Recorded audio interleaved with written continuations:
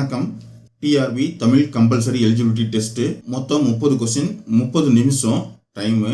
Mark பார்த்தீங்கன்னா 50 mark. அதில் 50க்கு 20 mark எடுத்தால் தான் தமிழ் எலிஜிபிலிட்டி டெஸ்ட்டில் நீங்கள் பாஸ் ஆக முடியும். ஸோ 50க்கு 20 எடுத்தால் மட்டும்தான் அடுத்த லெவல், அதாவது பார்ட் பி, உங்களுடைய மெயின் சப்ஜெக்டை எவால்யூவேட் பண்ணுவேன் அப்படின்னு சொல்லி தெளிவாக கொடுத்துருக்குறாங்க. அதனால் தமிழ் நல்லா படிங்க, உங்கள் மெயின் சப்ஜெக்ட்டும் நல்லா படிங்க. சைடு பை சைடு அப்படி படிச்சுட்டே வரணும். மெயினாக 10ஆம் வகுப்பு தமிழ் புத்தகத்தை படிங்க. அதில் தான் நிறைய கொஸ்டின் கேட்பாங்க. 30 கொஸ்டினில் நிறைய கொஸ்டின், பாதிக்கும் மேற்பட்ட கொஸ்டின் அந்த 10ஆம் வகுப்பு தமிழ் புத்தகத்தில் அப்படி அதில் தான் கேட்பாங்க. ஏன்னா தெளிவாக கொடுத்துருக்காங்க 10th ஸ்டாண்டர்ட் லெவல் அப்படின்னு சொல்லிட்டு. So 10th standard Tamil book கொஞ்சம் இம்பார்ட்டன்ட் கொடுத்து படிங்க. முடிஞ்சால் 9th ஸ்டாண்டர்ட் தமிழ் புக்கையும் கொஞ்சம் சேர்த்து படிச்சுக்கோங்க.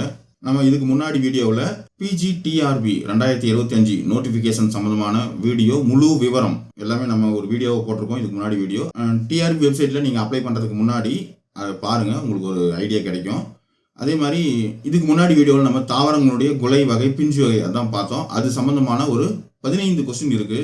நீங்கள் என்ன பண்ணுறீங்கன்னா ஒரு நோட் எடுத்துக்கோங்க, கொஸ்டின் பாருங்கள், 4 ஆப்ஷன் இருக்குது. அந்த 4 ஆப்ஷனையும் பாருங்கள், எந்த ஆப்ஷன் சரியான ஆப்ஷன் அப்படின்னு சொல்லிட்டு நீங்கள் நோட்டில் எழுதிக்கோங்க. 1ன்னு போட்டு அந்த ஆப்ஷனை எழுதி வச்சுக்கோங்க. அப்புறம் உடனே ஆன்சர் வந்துடுது. ஸோ அந்த ஆன்சரை நீங்கள் சரியானு பார்த்து ரைட்டாக இருந்தால் டிக் போட்டுக்கோங்க. 15க்கு எத்தனை வருதுன்னு சொல்லி நீங்கள் பாருங்கள். 15க்கு 15 வந்தால் பெஸ்ட்டு. நம்ம கம்மி போர்ஷனுக்கு தான் இந்த கொஸ்டின் கொடுக்குறோம். ஒரு வீடியோ வந்து தெளிவாக விளக்கம் கொடுக்குறோம். அதுக்கு அடுத்த வீடியோவில் வந்து பார்த்தீங்கன்னாக்க அதோட கொஸ்டின் கொடுக்குறோம். அதனால் கம்மி கொஸ்டின் தான் இருக்குது. இதில் 15க்கு 15 எடுத்தால் பெஸ்ட்டு. அந்த வீடியோ போகலாம். 1. பிழையான தொடரை கண்டுபிடி. ஆ. ஒரு தாற்றில் பல சீப்பு வாழைப்பழங்கள் உள்ளன. ஆ. ஒரு சீப்பில் பல தாறு வாழைப்பழங்கள் உள்ளன. இ. ஒரு சீப்பில் பல வாழைப்பழங்கள் உள்ளன. இ. அனைத்தும் சரி.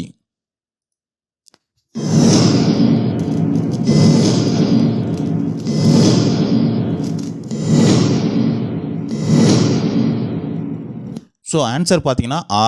ஒரு சீப்பில் பல தாறு வாழைப்பழங்கள் உள்ளன. இதுதான் ஆன்சர். அதாவது பிழையானது தான் ஆன்சராக கேட்குறாங்க. ஸோ பிழையானது இதுதான் ஆ. ஒரு தாரில் பார்த்தீங்கன்னா பல சீப்பு வாழைப்பழங்கள் இருக்கும். ஒரு சீப்பில் பார்த்தீங்கன்னா பல வாழைப்பழங்கள் இருக்கும். தாரில் தான் சீப்பு இருக்கும், சீப்பில் தாறு இருக்காது. அதனால் ஆன்சர் வந்து இதுதான் தவறு. ஸோ தவறானது தான் கேட்குறாங்க. இதுதான் ஆன்சர். 2. பொறுத்துக. இடது பக்கம் பாருங்கள், இளநீர், நுழாய், கருக்கல், கச்சல். வலது பக்கம் வாழைப்பிஞ்சு, இளநில், இளம் பாக்கு, முற்றாத தேங்காய்.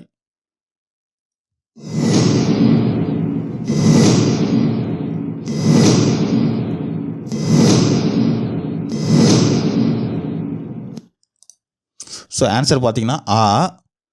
4, 3, 2, 1. அதாவது வந்து இளநீர் அது வந்து முற்றாத தேங்காய். இது நம்ம பார்த்தோன்னே கண்டுபிடிச்சிடலாம். நுழாய் அப்படின்றது இளம் பாக்கு தான் நுழாய் அப்படின்னு சொல்லுவோம்.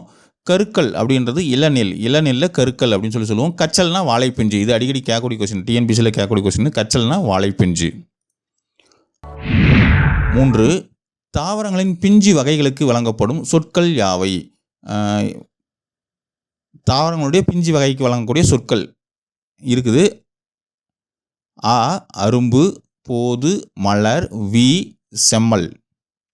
ஆ. கதிர், அழகு அல்லது குரல், சீப்பு. இ. வெம்பல், அழியல், அழுகல், சொண்டு. இ. இளநீர், நுழாய், கருக்கல், கச்சல்.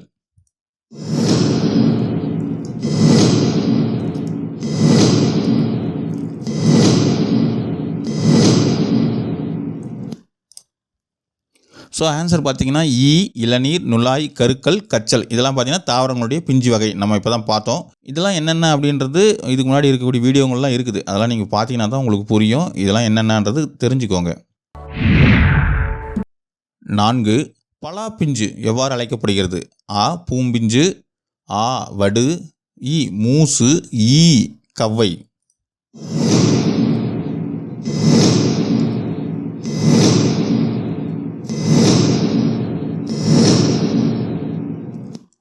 ஸோ ஆன்சர் பார்த்தீங்கன்னாக்க இ. மூசு. பலாப்பிஞ்சு வந்து பார்த்தீங்கன்னா மூசு அப்படின்னு சொல்கிறோம். 5. கச்சல் என்பது எதை குறிக்கிறது?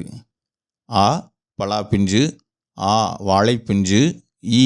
மாம்பிஞ்சு. இ. பூம்பிஞ்சு.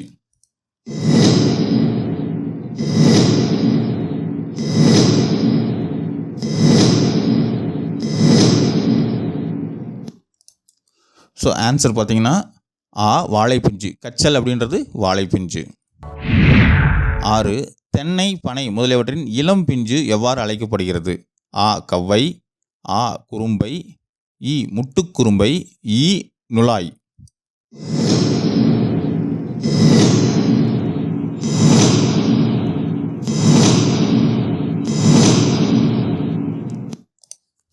ஸோ ஆன்சர் பார்த்தீங்கன்னா ஆ குறும்பை. தென்னை பனை அவற்றினுடைய இளம் பிஞ்சு வந்து குறும்பை அப்படின்னு சொல்லி சொல்கிறோம். 7 முற்றாத தேங்காய் எவ்வாறு அழைக்கப்படுகிறது? ஆ வடு, ஆ நுழாய், இ இளநீர், இ கருக்கல்.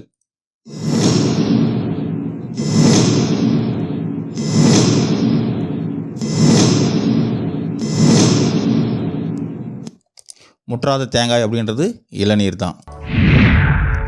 8 கீழ்கண்டவற்றில் எது தாவரத்தின் பிஞ்சு வகை? எது பிஞ்சு வகைன்னு கேட்குறாங்க. ஆ கொத்து, ஆ குலை, இ தாறு, இ முட்டுக்குறும்பை.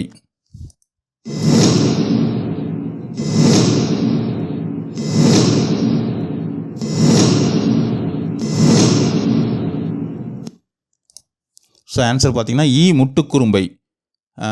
முட்டுக்குறும்பை வந்து தாவரத்தினுடைய பிஞ்சு வகை. மற்றதெல்லாம் என்ன அப்படின்றத நீங்கள் தெரிஞ்சுக்கோங்க. நீங்கள் தான் சொல்லணும், ஏன்னா ஏற்கனவே இதெல்லாம் வீடியோ போட்டுட்டோம். 9 கீழ்கண்டவற்றில் எது தாவரத்தின் பிஞ்சு வகை இல்லை? எது இல்லைன்னு சொல்லி கேட்டிருக்காங்க. அப்போ 3 தாவரத்தினுடைய பிஞ்சு வகை ஏதோ ஒன்று இல்லை, அது எதுன்னு கண்டுபிடிங்க.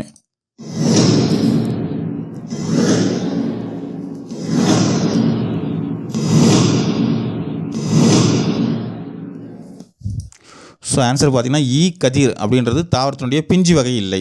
மீதி 3 பிஞ்சு வகை. அப்போ கதிர்னா என்னன்றது இன்னும் நம்ம கதிர்னா என்னன்றது பார்க்கல, அது அடுத்தடுத்த வீடியோவில் நம்ம பார்க்கலாம். 10 கருக்கல் என்பது கீழ்கண்ட எந்த தாவரத்தின் பிஞ்சு வகை? ஆ இளநீர், ஆ வாழைப்பிஞ்சு, இ இளம் பாக்கு, இ முற்றாத தேங்காய்.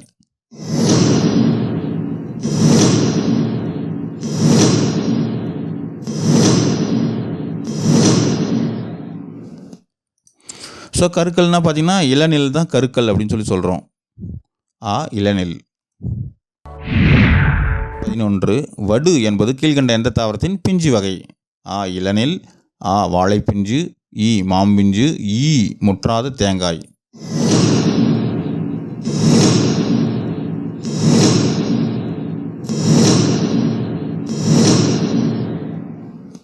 ஸோ வடு அப்படின்னா மாம்பிஞ்சு தான் வடு அப்படின்னு சொல்கிறோம்.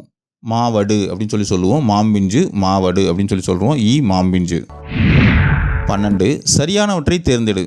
ஆ அவரை கொத்து, ஆ முந்திரி கொத்து, இ வாழை கொத்து, இ நெல் கொத்து.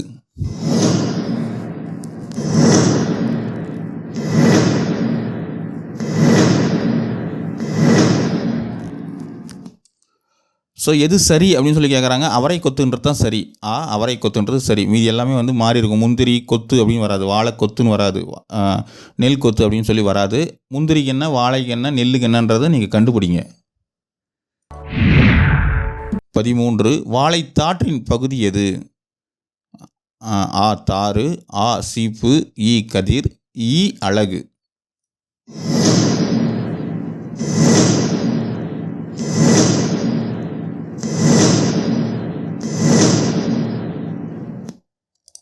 ஸோ வாழைத்தாறு பார்த்தீங்கன்னா சீப்பு, வாழை சீப்பு, ஒரு சீப்பு கொடுங்க அப்படின்னு சொல்லி கேட்போம், அது நமக்கே தெரியும். ஸோ வாழைத்தாறுன்றது ஒரு சீப்பு தான்.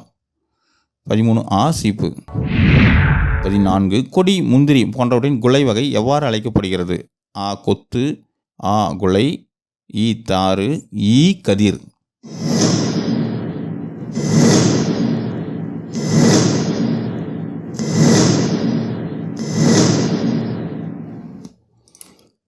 ஸோ கொடி, முந்திரி இது எல்லாமே பார்த்தீங்கன்னா குலை அப்படின்னே சொல்கிறோம். ஆ குலை, அதான் ஆன்சரே.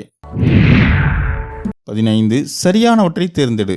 ஆ அவரை தோரை முதலியவற்றின் குலை வகை குலை எனப்படுகிறது. ஆ கொடி, முந்திரி முதலியவற்றின் குலை வகை தாறு எனப்படுகிறது. இ நெல், திணை முதலியவற்றின் கதிர் வகை குரல் எனப்படுகிறது. இ வாழைத்தாற்றின் பகுதி தாறு எனப்படுகிறது.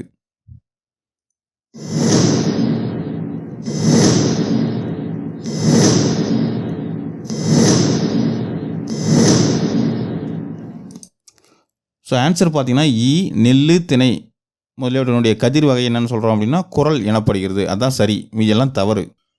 கொஸ்டின் பார்த்தீங்களா எப்படி இருந்தது? ஈஸியாக இருந்ததா? ரொம்ப கம்மி போர்ஷன் தான் இல்லைங்களா? 15 கொஸ்டின் தான். 15 எடுத்திருந்தீங்கன்னா உண்மையிலேயே பெஸ்ட்டு. 15 எடுத்திருந்தீங்கன்னா ஒரு லைக் போட்டு விடுங்க. இந்த வீடியோ உங்களுக்கு யூஸ்ஃபுல்லாக இருந்தாலும் ஒரு லைக் போட்டு விடுங்க. உங்களுக்கு ஏதாவது டவுட் இருந்தால் கமெண்ட் பாக்ஸில் போடுங்க. எனக்கு தெரிஞ்சால் நான் ஆன்சர் பண்ணுறேன். இல்லைனாலும் யார்கிட்டயாவது கேட்டாவது ஆன்சர் பண்ணுறேன். நல்லா படிங்க. முதுகலை ஆசிரியராக ஏதாவது ஒரு அரசு பள்ளியில் போய் நம்ம உட்காரணும். அதான் நம்மளுடைய aim. Main subject Tamil, education, methodology, இது 3க்கும் இம்பார்ட்டன்ட் கொடுத்தே படிங்க. அப்படி சைமல்டேனியஸாக படிச்சுட்டே வரணும்.